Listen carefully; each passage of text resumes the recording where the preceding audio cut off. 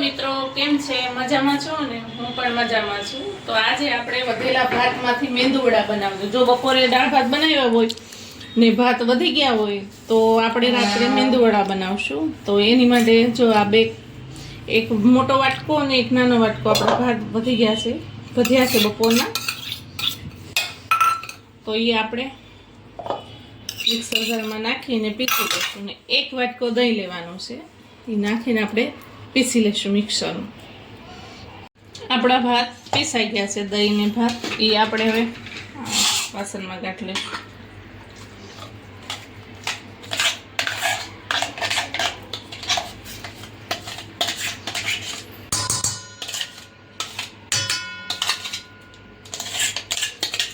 આ બપોરે શું ભાત વધ્યા હોય ને તો રાતે બધા ના પાડે કે અમારે ભાત નથી ખાવાના, કોઈ ખાય કે ના ખાય. આવી રીતે યુઝમાં આવી જાય એટલે આપણે આજે એક રેસીપી દીધી. તો તમારી ઘરે બચ્યા હોય ભાત તો આવી રીતે પીસી લેવાનું. એની સામે મોટો વાટકો એક સૂજી છે આવી ઝીણી, એ નાખી દેવાનું. ને એ મોટો વાટકો જે ચોખાનો લોટ છે એ લોટ લઈ લેવાનો, બધું કરી દેવાનું મિક્સ. જો તમારી પાસે ચોખાનો લોટ ન હોય તો તમે નકરી સૂજી પણ નાખી શકો છો. બધું હાથેથી આપણે મિક્સ કરી દઈશું.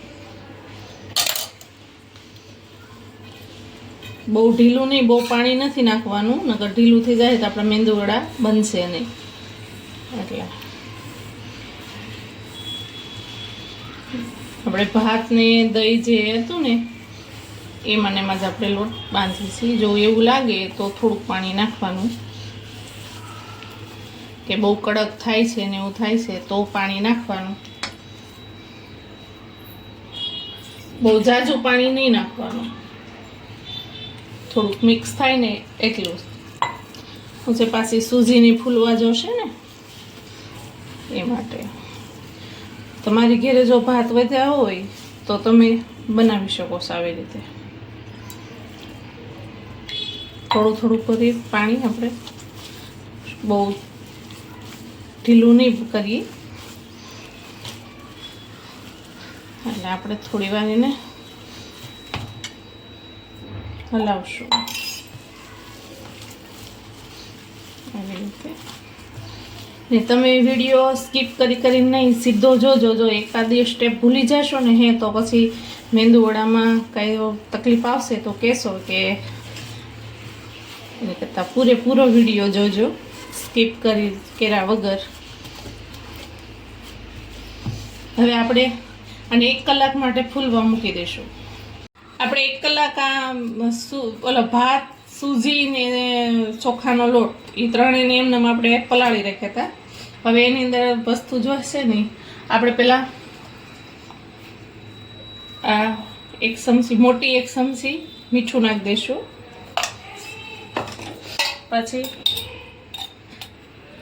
અડધી ચમચી કાળા મરીનો પાવડર, આખું જીરું 1 ચમચી, ને થોડાક ધાણા ભાજી છે, લીલા ધાણા ભાજી, થોડાક લીલા મરચાં ને થોડી ડુંગળી, બધું આપણે આની બનાવીશું. ને હવે આ 2 બટેટા બાફેલા છે, એ આપણે 2 બટેટા નાખી દઈશું બાફેલા. જો તમારા ઘરમાં બટેટા બાફેલા ન હોય તો ન નાખો, પણ તો પણ ચાલે. આપણે એને આવી રીતે ખમણી નાખશું. બટેટા બાફેલા પડ્યા હોય તો નાખવાનું, ન હોય તો ચાલે. આનાથી ક્રિસ્પી સ્વાદ આવે, ટેસ્ટ આવે છે, ક્રિસ્પી. આપણે 2 બટેટા આની અંદર સમારી નાખશું. આપણે આ નાની ચમચી છે એટલો સોડા ખાંડ નાખીશું ફૂલવા માટે. એની માટે આપણે એની માથે લીંબુ નીસવશું.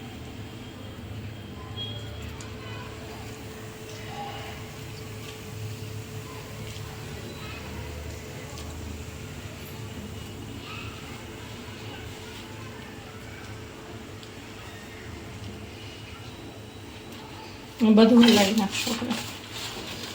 જો તમને ઢીલું હોય ને એવું લાગે તો થોડોક રવો નાખી દેવાનો, થોડુંક, એટલે તમે જેટલું ઢીલું લાગતું હોય ને હોય તો સૂજી થોડીક અંદર નાખી દેવાની.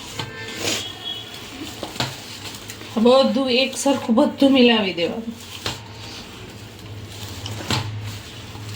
બધું મિક્સ કરી દેવાનું. હવે આવી રીતે મોટું પોષણ લેવાનું, આમ ગોળ ગોળ રાઉન્ડ કરવાનું.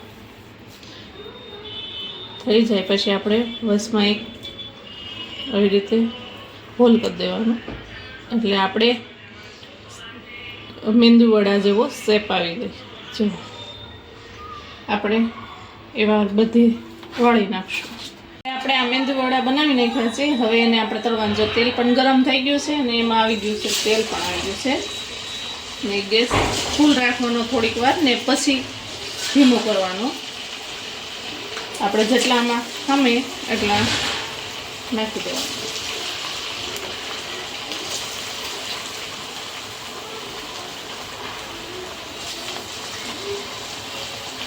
અને થોડી વાર આપણે ફૂલ ગેસે અને પછી ધીમા ગેસે.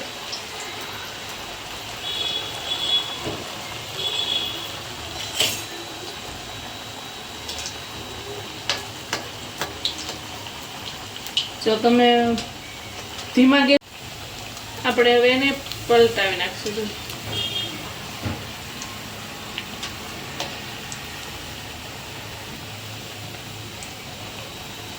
હવે એને ધીમા ગેસે એને થવા દેશું.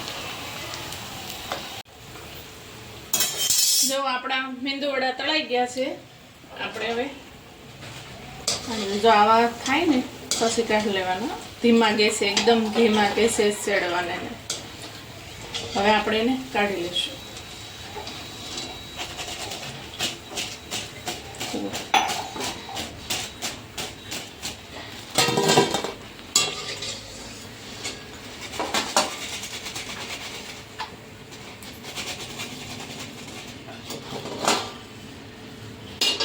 થઈ ગયા છે. હવે આપણે એને સર્વ કરીશું.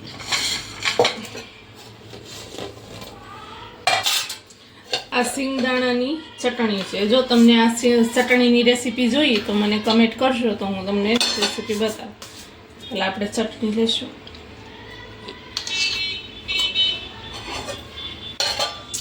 મેંદુ વડા મૂકશું.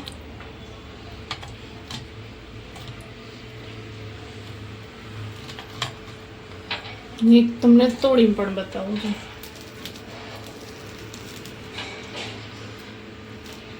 એકદમ મસ્ત થયા છે ને.